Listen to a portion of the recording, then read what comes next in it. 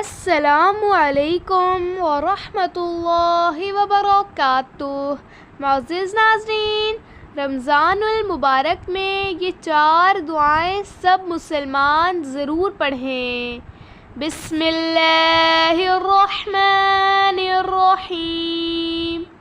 اللہم انی اعوذ بک، اے میرے پیارے اللہ، میں آپ کی پناہ میں آتا ہوں۔ من جہد البلاء، سخت آزمائش سے، ودرک الشقاء، بدبختی کے لگ جانے سے، وسوء القضاء، بڑے فیصلے سے، وشماتۃ الاعداء، اور دشمنوں کے خوش ہونے سے۔ رمضان المبارک کا ایک غیبی راز، صرف 41 بار پڑھیں۔ رمضان المبارک میں مغرب کی نماز پڑھ کر یہ کلمات 41 بار پڑھیں، اول و آخر درود شریف۔